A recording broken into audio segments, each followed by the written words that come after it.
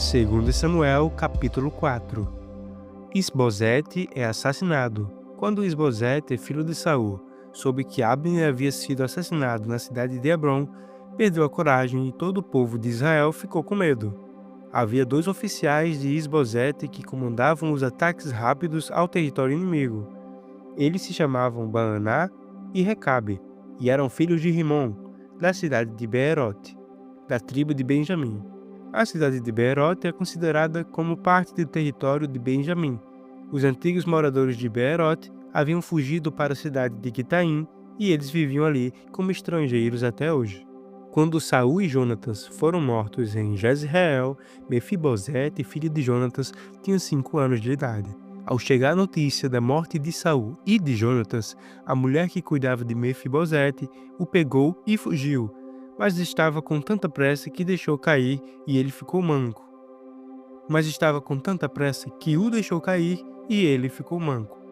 Recabe e Baaná foram para a casa de Isbosete e chegaram lá quando ele estava tirando a sua soneca depois do almoço.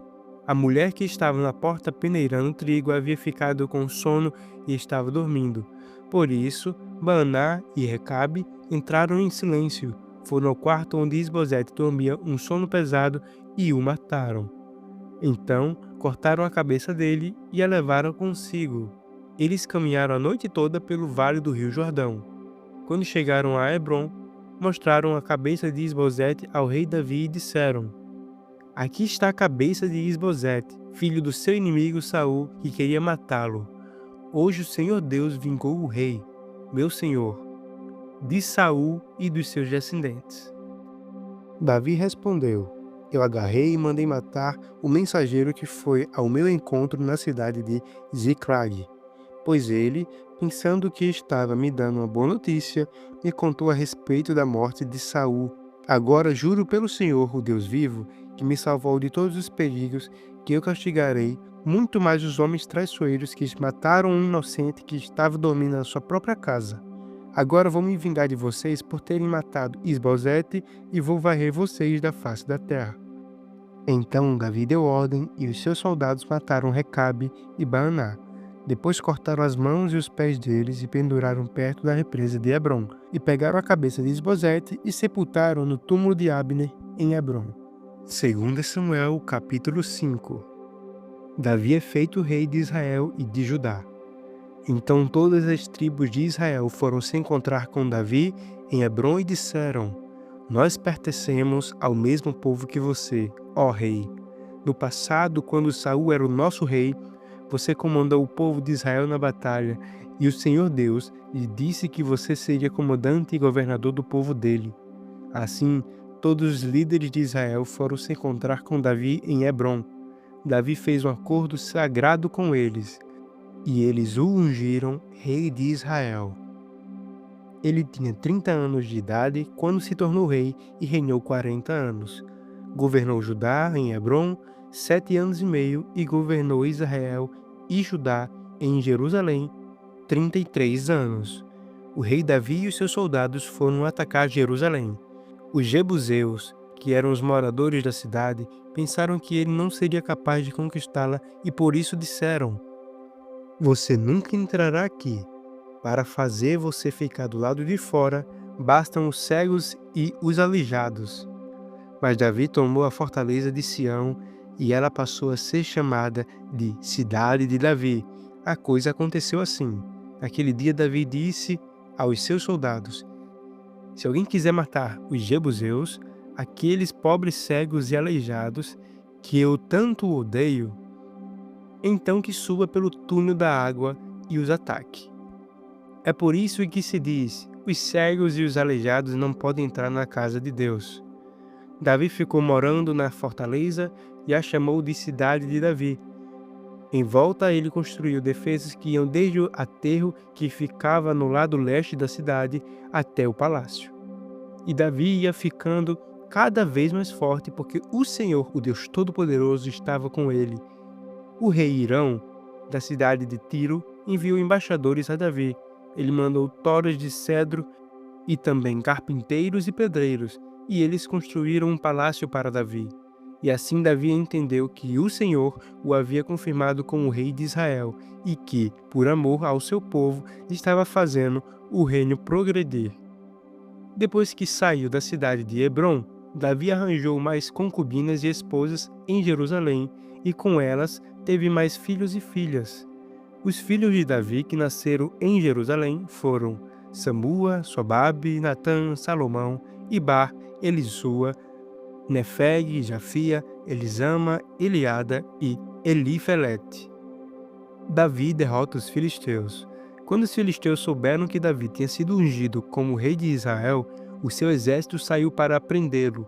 Quando soube disso, Davi desceu para a fortaleza. Os filisteus chegaram ao Vale dos Gigantes e o ocuparam. Aí Davi perguntou a Deus, o Senhor: Devo lutar contra os filisteus? Tu me darás a vitória? Vá, disse o Senhor, eu lhe darei a vitória. Então Davi foi até Baal-Perazim e ali venceu os filisteus. Ele disse: Como uma enchente que derruba tudo, assim o Senhor abriu uma brecha no meio dos meus inimigos. Por isso, aquele lugar é chamado de Baal-Perazim. Ali os filisteus abandonaram os seus ídolos, e Davi e os seus soldados os levaram embora. Então os filisteus voltaram para o Vale dos Gigantes e ocuparam. Mais uma vez Davi consultou o Senhor e ele respondeu: Não os ataque daqui. Dê a volta, vá até as amoreiras e ataque por trás. Quando você ouvir o barulho de marcha por cima das amoreiras, fique pronto para atacar, porque isso quer dizer que eu estou indo na sua frente para derrotar o exército dos filisteus. Davi fez o que o Senhor havia mandado e obrigou os filisteus a recuarem desde Geba até Gezer. Daniel 2, verso 24. Daniel explica o sonho ao rei. Aí Daniel foi procurar Arioque, o oficial que tinha recebido ordem do rei para matar os sábios da Babilônia. Daniel disse: Arioque, não mate os sábios, leve-me para falar com o rei, e eu explicarei o sonho que ele teve. Arioque levou Daniel depressa para o lugar onde o rei estava e lhe disse: Está aqui comigo um dos judeus que trouxemos como prisioneiros, e ele vai explicar o sonho que o Senhor teve. O rei perguntou a Daniel, que também era chamado Beltesazar: Você pode contar o meu sonho e explicar o que ele quer dizer? Daniel respondeu: Não há sábios, adivinhos, feiticeiros, nem astrólogos que possam dar a explicação que o Senhor está exigindo. Mas há um Deus no céu que explica mistérios. Foi por meio do sonho que ele fez o Senhor saber o que vai acontecer no futuro. E agora, ó rei, eu vou explicar o sonho e as visões que o Senhor teve enquanto dormia. O Senhor estava deitado na sua cama e começou a pensar a respeito do futuro. E aquele que explica mistérios mostrou ao Senhor o que vai acontecer. E eu recebi a explicação do mistério. Não porque seja o mais sábio de todos os homens, mas a fim de que o Senhor saiba o sentido do sonho que teve e o que querem dizer os pensamentos que passaram pela sua mente, ó rei. O Senhor teve uma visão na qual viu uma estátua enorme, de pé, bem na sua frente. A estátua era brilhante, mas metia medo. A cabeça era de ouro puro, o peito e os braços eram de prata. A barriga e os quadris eram de bronze, as pernas eram de ferro, e os pés eram metade de ferro e metade de barro. Enquanto o Senhor estava olhando, uma pedra se soltou de uma montanha sem que ninguém a tivesse empurrado. A pedra caiu em cima dos pés da estátua e a despedaçou. Imediatamente o ferro, o barro, o bronze, a prata e o ouro viraram pó, como o pó que se vê no verão, quando se bate o trigo para separá-lo da palha. O vento levou tudo embora, sem deixar nenhum sinal, mas a pedra cresceu e se tornou uma grande montanha que cobriu o mundo inteiro. Foi este o sonho, e agora vou explicá-lo para o Senhor. Ó rei, o Senhor é o mais poderoso de todos os reis, e foi o Deus do céu quem fez o rei, e lhe deu poder, autoridade e honra. Ele deu ao Senhor o domínio em todo o mundo sobre os seres humanos, os animais e as aves. O Senhor é a cabeça feita de ouro. Depois do seu reino haverá outro, que não será tão poderoso como o seu. E depois desse reino haverá ainda outro, um reino de bronze, que dominará o mundo inteiro. Depois virá um quarto reino, e este será forte como ferro, que quebra e despedaça tudo. E assim como o ferro quebra tudo, esse reino destruirá completamente todos os outros reinos do mundo. Na estátua que o Senhor viu, os pés e os dedos dos pés eram metade de ferro e metade de barro. Isso quer dizer que esse reino será dividido, mas terá alguma coisa da força do ferro, pois, como o Senhor viu, o ferro estava misturado com barro. Os dedos dos pés eram metade de ferro e metade de barro. Isso quer dizer que o reino, por um lado, será forte, mas por outro, será fraco. O Senhor, ó rei, viu que o ferro estava misturado com barro. E isso quer dizer que os reis procurarão unir os seus reinos por meio de casamentos. Mas como o ferro e o barro não se unem, assim também esses reinos não ficarão unidos. No tempo desses reis, Deus do céu fará aparecer um reino que nunca será destruído, nem será conquistado por outro reino. Pelo contrário, esse reino acabará com todos os outros e durará para sempre. É isso que quer dizer a pedra que o rei viu soltar-se da montanha, sem que ninguém a tivesse empurrado, e que despedaçou a estátua feita de ferro, bronze, prata, barro e ouro. O grande Deus está revelando ao Senhor o que vai acontecer no futuro. Foi este o sonho que o Senhor teve, e esta é a explicação certa. A recompensa de Daniel. Então o rei Nabucodonosor se ajoelhou diante de Daniel e encostou o rosto no chão, e depois ordenou que fossem apresentados a Daniel sacrifícios e incenso. E ele disse a Daniel: o Deus que vocês adoram é de fato o mais poderoso de todos os deuses e é o Senhor de todos os reis. Eu sei que é Ele quem explica mistérios, pois você me explicou este sonho misterioso. Em seguida, o rei colocou Daniel como alta autoridade do reino e lhe deu também muitos presentes de valor. Ele pôs Daniel como governador da província da Babilônia e o fez chefe de todos os sábios do país.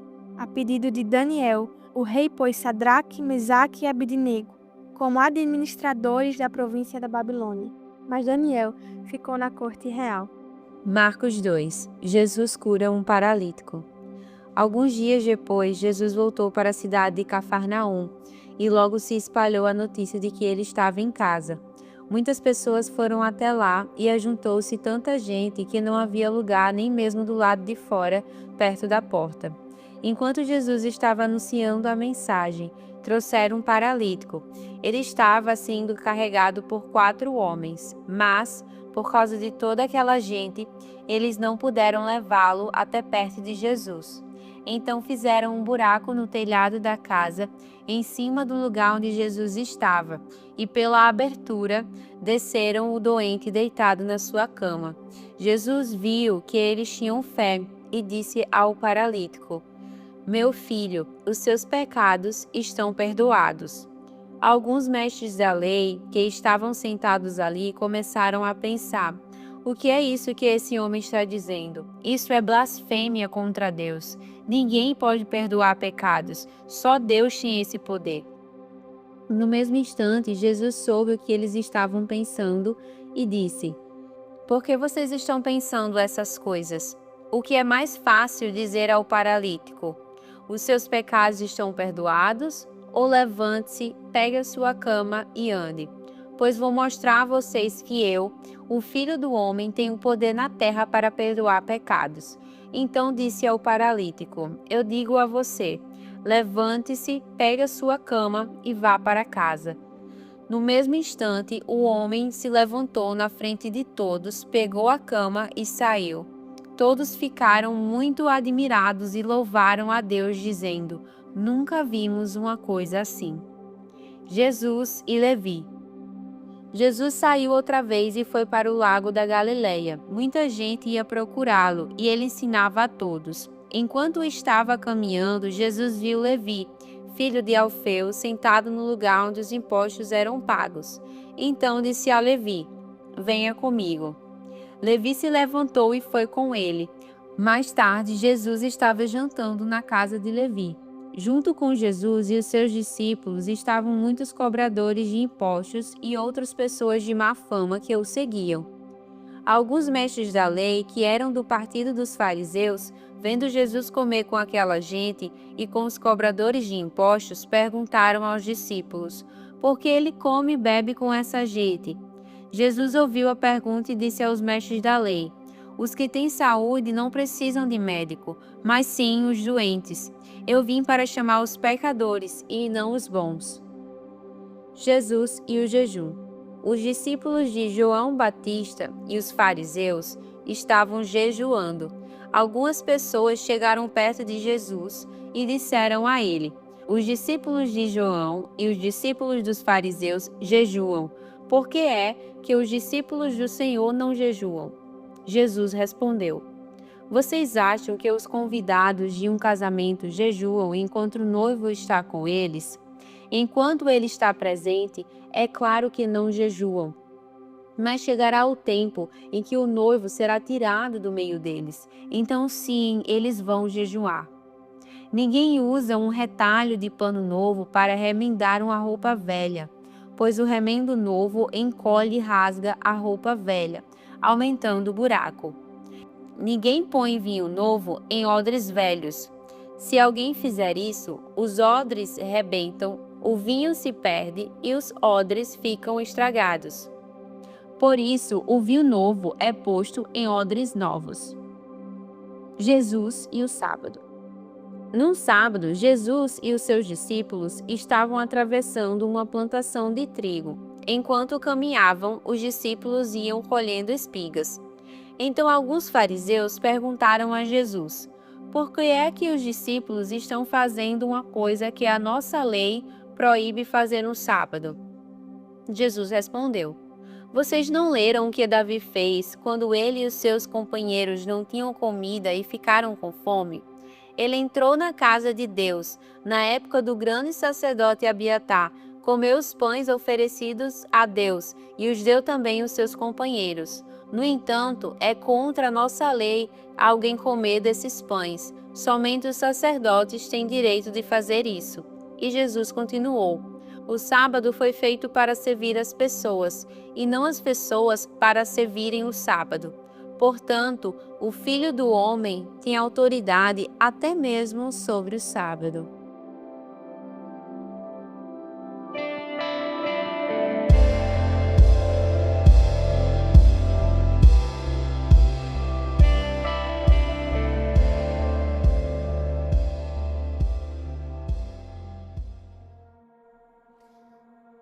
Para finalizar o nosso devocional, vamos orar.